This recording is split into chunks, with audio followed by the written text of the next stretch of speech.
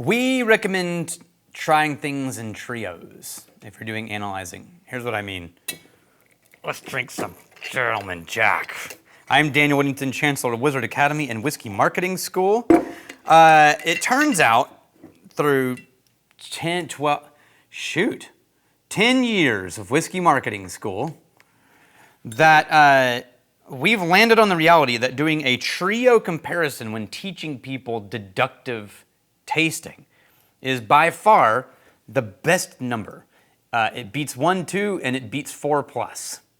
Now, we have some theories on why, and I'm going to give them to you right now because that's what we're doing here. One whiskey, bad idea, except for unless you're an expert. So when you pick up only one whiskey and analyze it, you're going to be very limited in what you get unless you have a really high level of historical markers and experiences on which to compare. Your mind is not an analyzing machine. It is a pattern recognition machine. It compares. It says, what does this remind me of? What is this shape? Where have I seen this before? What do I do when this kind of thing happens? It recognizes patterns. And if you haven't built the patterns, it's hard to recall those things and compare it to anything. So when an expert picks up a glass, they're not analyzing a standalone thing objectively. They are comparing this to a catalog of historical memories of smells and experiences and sensory moments, and then they're using that comparison to make a deduction about what they're experiencing. And so that's not something that you can do when you're just starting out trying to build the patterns and build the reps. 2 is good, but it's simple, and I personally find that it sort of narrows your focus and it causes you to go nose blind really quickly on certain things that are overlapping where you miss things. 3, we found, introduces a higher level of variability and it introduces complexity in front of you, third gravitating bodies. It helps you find new things in all of the 3. It's the maximum number, 3, that most people can hold in their head and simultaneously maintain a memory or a unique sensory experience of each thing at the same time. Once you get to 4, your brain will drop 1. And this is a really weird thing, but try it. You can take 3 glasses and you can hold a pretty stable memory of all 3 smells. As soon as you grab a 4th, you will lose the memory of one of those 3. Your brain will sort of wipe it out and replace it with this new thing. And you'll be able to remember one, but not this other one. And you'll have to keep going back and forth. It's a very weird thing, but I've watched it happen over and over and over. I'm going to tell you other things about that, but first, let's try some Gentleman Jack, because Gentleman Jack, why not? So what makes Gentleman Jack different than just plain old number 7 Jack Daniels? Supposedly double charcoal filtering, double mellowed, as they call it. So if you remember, they have the Lincoln County process, which is filtering the spirit through maple charcoal. And the 2 main guys that do it are Dickel and Jack Daniels, and they both do it slightly differently. Jack Daniels trickles new make through the filtration before it goes into barrels. With this one, they take the aged whiskey and they do it again, and that's where you get the double mellowing. So it's filtered through maple charcoal filter as new make, and then as an aged whiskey, and supposedly it's extra mellow. They call him double mellowed. That's right. And that smell is classic Jack Daniels.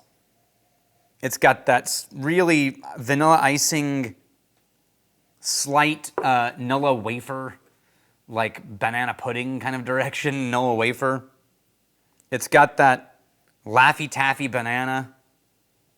It's got a little oak spice, and it's just soft and simple.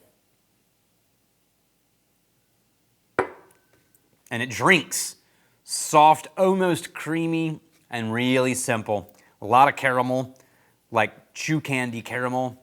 Little bit of a barrel dryness, but like really minor.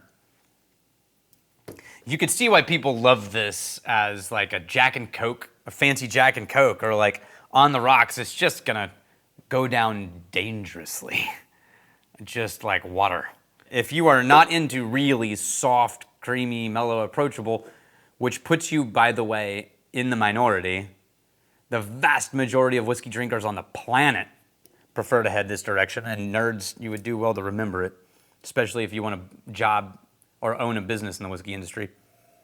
Going back to it, it's hollowed out and it smells a little papery for some reason, like damp paper. Yeah, a whole lot of just plain caramel, slight oak, cream, soft mouthfeel, smooth for lack of a better. I'm gonna add a little water just because I'm curious, even though it's already at 40%. I'm just curious if that wipes it out completely or if it does anything at all to it. All right, so the other thing to do with trio tasting, so assume you're gonna do a trio tasting and you've got your set of 3 glasses. How do you label them to keep track of them? Oh, be careful, my friend, because that will mislead you yet again. We are such malleable creatures. We are guided by shapes and colors, and it superimposes ideas in our brain. We cannot possibly be objective. Okay, for example, here's something that we do in class. I'm gonna draw 2 shapes. Here's one. I think I've done this on camera before. Here's one, this one. Here's another shape. One of these is called Tathagata, and one of those shapes is called La Luna. Which one is La Luna? The soft curve. Which one's Tathagata? This one, right? We all know that. Our brain instinctively is like, obviously, the sharp one has sharp phonetics, and the rounded one has soft phonetics. That's no-brainer, right? We do this with color.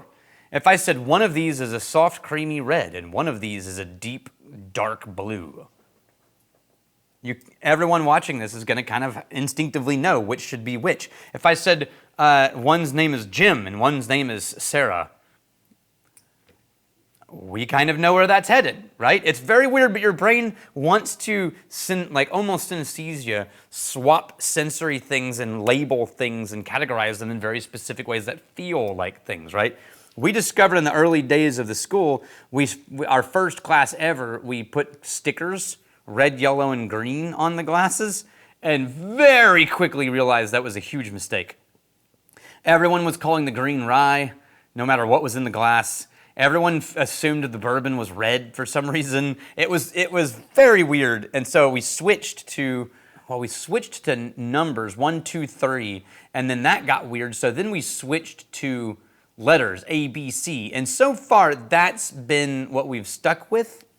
Now, I was talking with somebody in the industry who said they're so careful about it that they do random 3-digit number generators for their samples.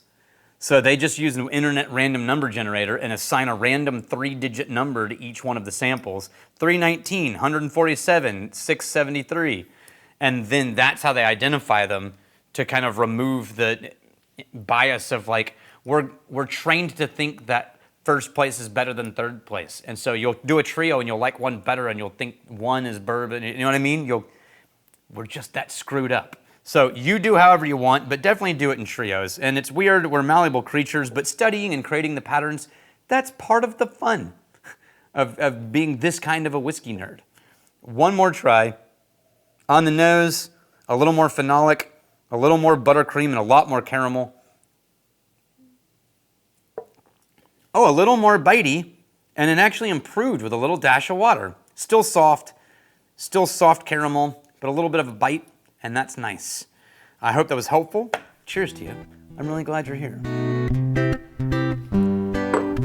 We are malleable creatures, and we need sometimes to do resets in order to be a little more objective about the reality that we're in. And because of that, we do dry weeks every quarter, and the next one is coming up, starts noon Friday, August 29th, and completes at noon Friday, September 5th. It's voluntary, and there will be no episodes coming on the channel during that time. We'll see you around. Like and subscribe.